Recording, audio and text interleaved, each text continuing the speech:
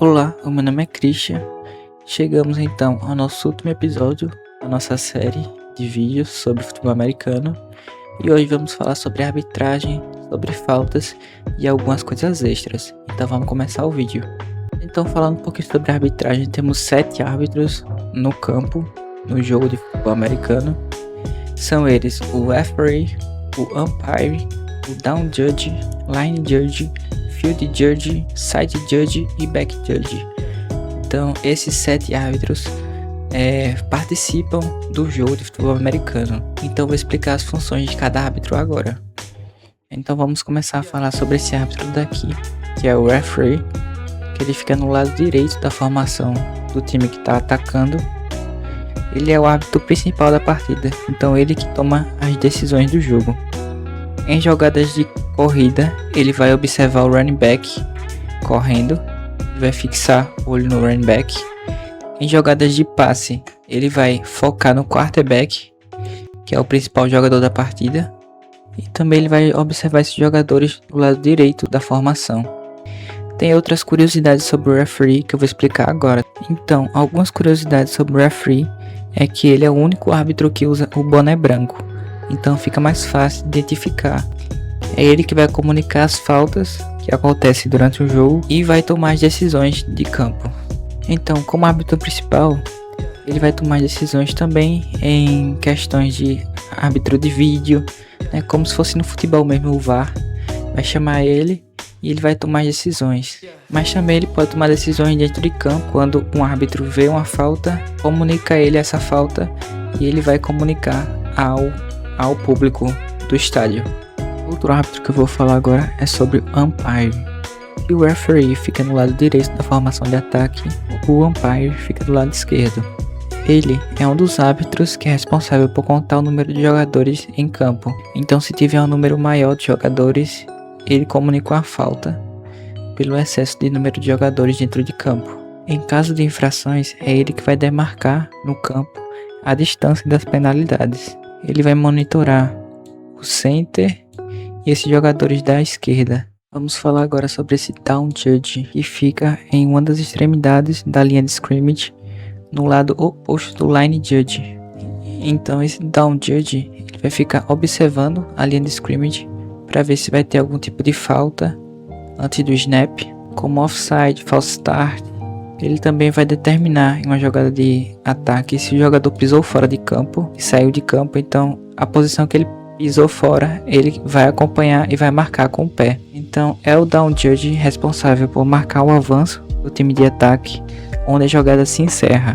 Então ele vai marcar com o pé, ele vai pisar na linha onde parou a jogada e depois um desse pessoal que fica com as hastes vai marcar no campo. Essa equipe que marca no campo é chamada de chain crew. Agora vamos falar sobre esse line judge.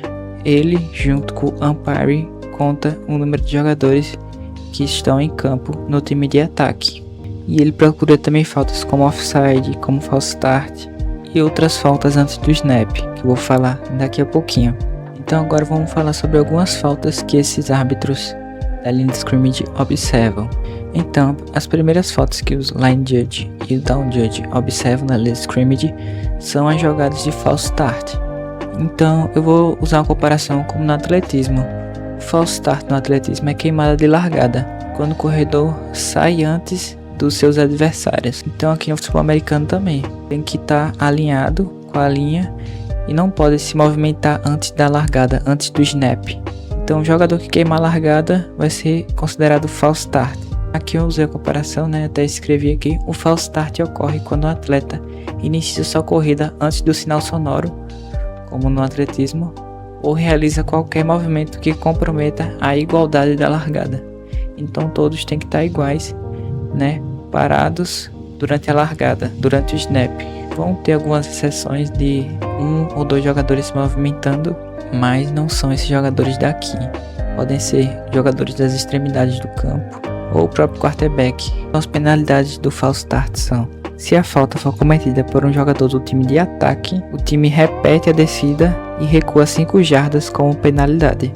Se for cometida pelo jogador do time de defesa, ele avança 5 jardas conforme a penalidade e repete a descida.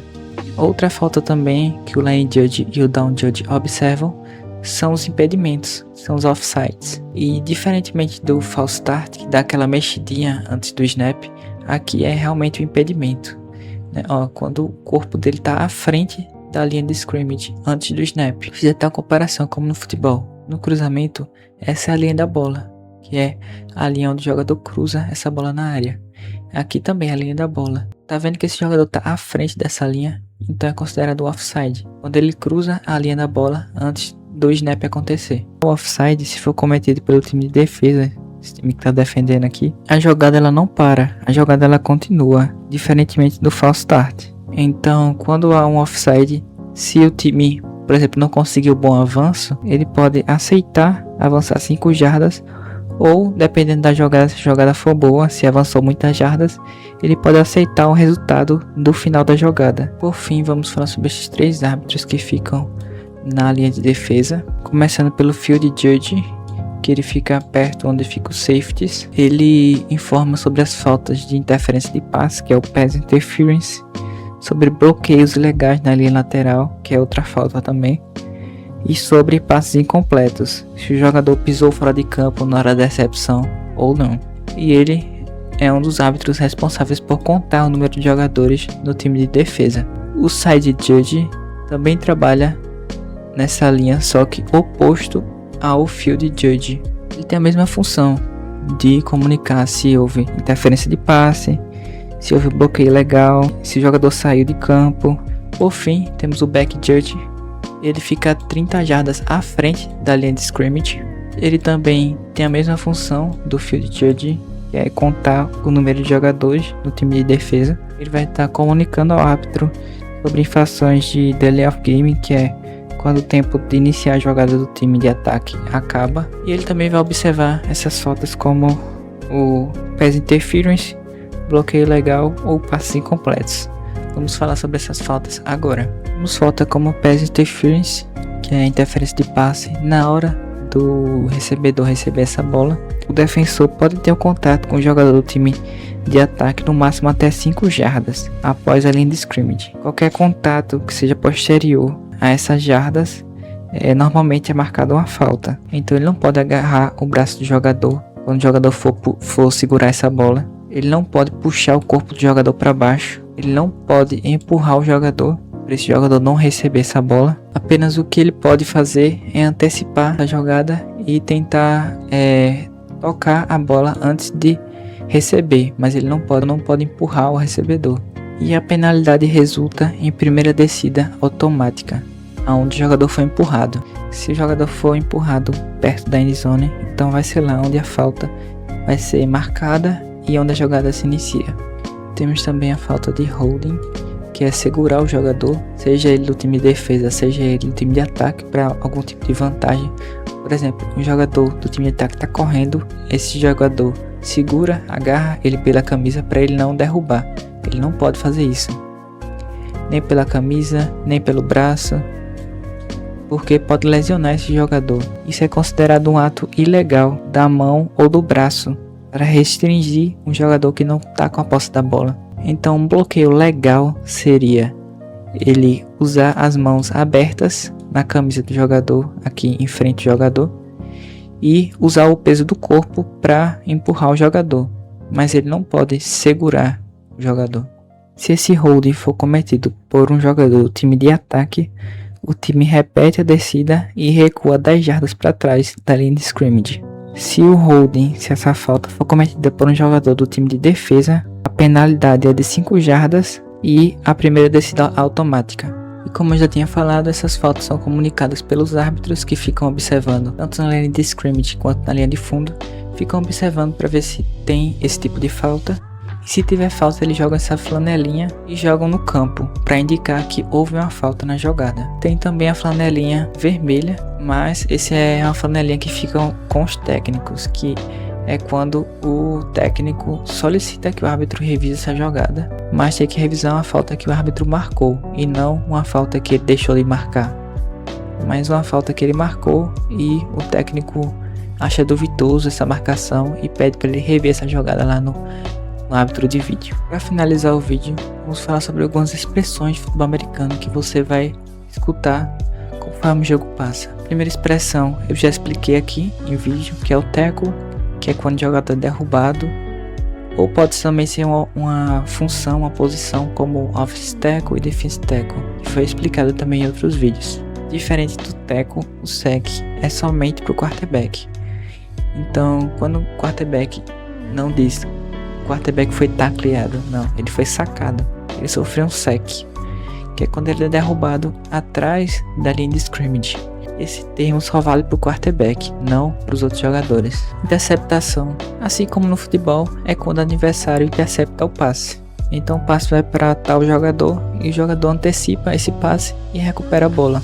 E temos também um combo, que é interceptação mais um touchdown desse retorno, dessa interceptação, que é quando o jogador intercepta o passe e retorna para touchdown durante essa interceptação, que é chamada de pick six.